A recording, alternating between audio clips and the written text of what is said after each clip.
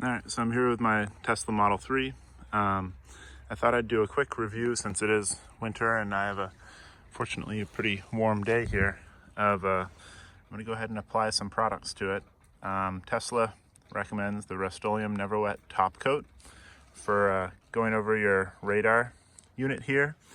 So right just above the license plate on that top left corner is where that dynamic cruise control radar is, and if any ice or debris builds up over that, you'll lose cruise control completely, not just the dynamic control but full cruise control, which is a bit of a hassle when you get used to it. So I'm going to go ahead and apply that Never Wet top coat.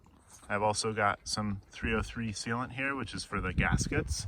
That particularly applies to around the windows and around the doors, just making it so that those windows have an easier time rolling down when they are properly frozen. And I've also got some WD-40 silicone spray, which I'm going to try to apply a little bit of that into the door handles. This is a water-resistant lubricant, and it should help that keep from building up as much ice in those door handles. So I'll go ahead, and the first thing, especially since I just washed the car, is to completely dry it. So I've got a towel here, a microfiber towel that's a high absorption towel. So I'll go ahead and clear the areas that I'm going to apply the Never Wet to. That's just going to be the front. And I'm also going to carefully dry all of the seals that I'm going to apply the 303 gasket sealant to. I'm going to start out with the front, let those dry the rest of the way. And just for the sake of experimentation, what I've done is I've carefully dried the left side. My understanding is that on the Model 3, the radar is right up here in this area. And so I'm only going to apply the top coat of that Never Wet Rustoleum to this part of the car, and then I'll be able to see after doing some snowy highway driving how much buildup we get on the left side versus the right side of the car. I'm also going to try applying a little bit of the Rustoleum top coat to the charge door, because sometimes when that gets enough ice buildup on it, it has a little bit of trouble popping up on its own, and you have to give it a little oomph to get it up there. All right, so we have the top coat here. Step 2, this is what Tesla recommends for covering this radar area here. Now, Rustoleum says 3 to 4 coats, sprayed 6 to 12 inches from the surface, and give it a minute or two between each coat to let it dry. So I'm gonna go ahead and give probably 2 coats, one on the top here, a line on the top, a line in the middle, and then I'll let that dry for a minute or two and repeat 3 to 4 times.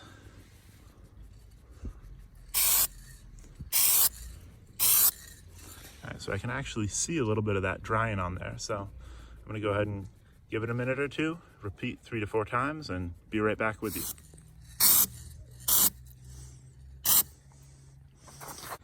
Looks like this plastic might not be a good match for this. If I need to, I can always wipe it off with a microfiber. All right, I think I've got the hang of this. This will be my last coat with the step 2 top coat on the front. This will be 5 applications. It dries pretty clearly. I can see a little bit of, maybe I did a coat too heavy, and that's a little bit of dripping or running, but this is how I've been applying the coats. I've kind of figured out that this works pretty well. All right, so final thoughts on this Rustoleum Never Wet top coat that we put on. It looks, I don't know, from a range, it's completely imperceptible on the front of the car here. Can't tell the side that has it from the side that doesn't. It does, if you get nice and close, have a just barely perceptible tint. I think that might have been where I applied it too heavily. You can tell just ever so slightly. Looks like there's a little bit of seeping. So I don't think I'm going to wipe that off at this point. It's not noticeable from this range, and so I'm just going to leave that as is. And I don't know, maybe I'll do a follow-up once we have some nice conditions and see how it performs. Now, moving on, I think I'm going to try to do some of this 303 sealant here.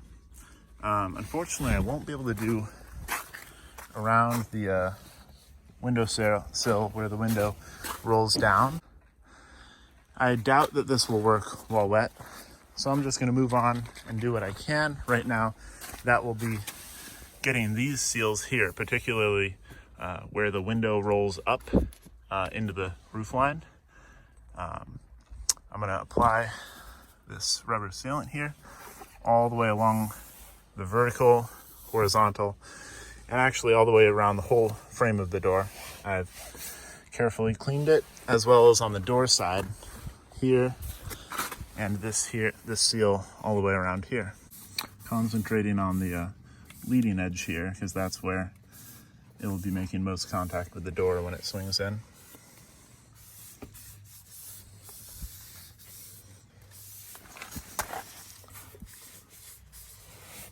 Now, obviously, you should probably be, if you've got the time, be doing this well before it's 35 degrees out.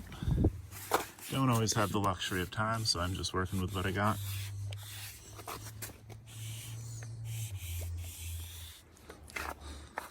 Now I'll try to show you here. Just give that a squeeze and see how much residue it's leaving, and that looks like that is enough, so work with this.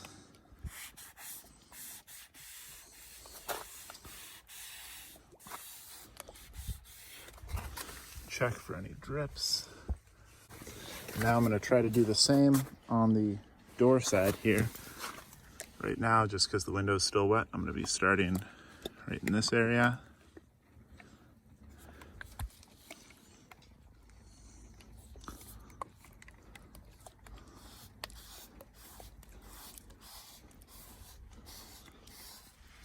And arguably, this is not specific to an electric car at all. This is probably something that any vehicle with door seals could benefit from. That's what this product is marketed as, at least. All right, and that is one door done. I'm gonna go ahead and do the other 4 and get right back.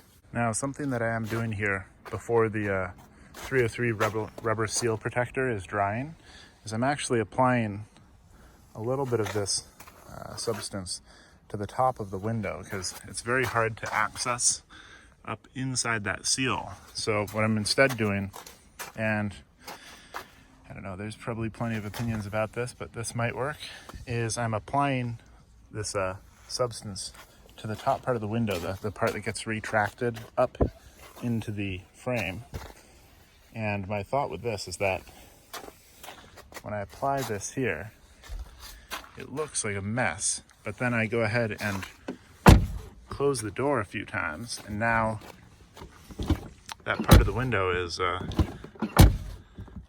moving up and back and forth up in there, getting the part of that rubber seal that we need applied surfaced with this material. And then I'll go ahead and, now that contact has been made on this top edge, I'll wipe this clean before it makes a mess. Now for the WD-40, we got water resistant silicone lubricant spray here.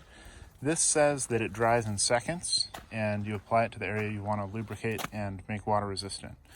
So in this case, it's going to be the door handles.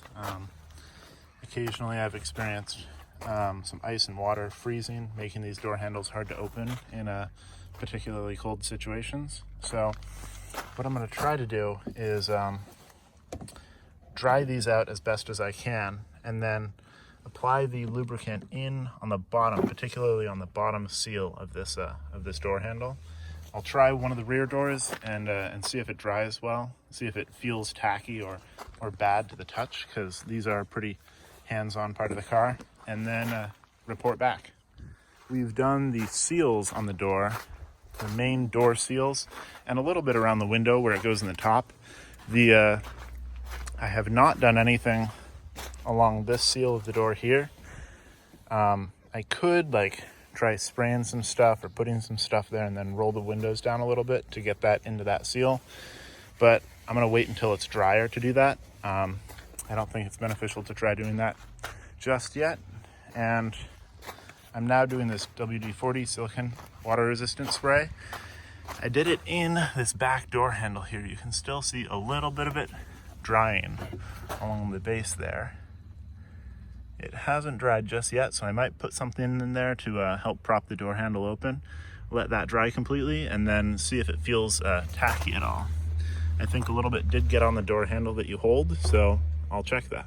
All right, so after applying the WD-40 silicone water resistant spray to the door handles back here, it has dried, and from what I can tell, there isn't really any, you don't end up with any kind of residue on your hands, which is quite nice. Now the big determining factor will be seeing how this handles when you park the car. Now the main issue with icing on this car is that the car is really nice and warm and you park it and then you have any kind of freezing condensation like snow or freezing rain, and that just builds up, runs down the contour of the car and into these cracks around the door handle was my experience. So hopefully this will help. I'll follow up with another video.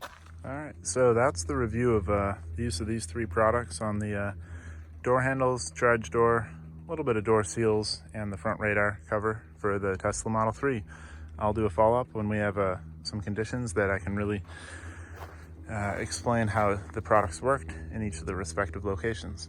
Thanks.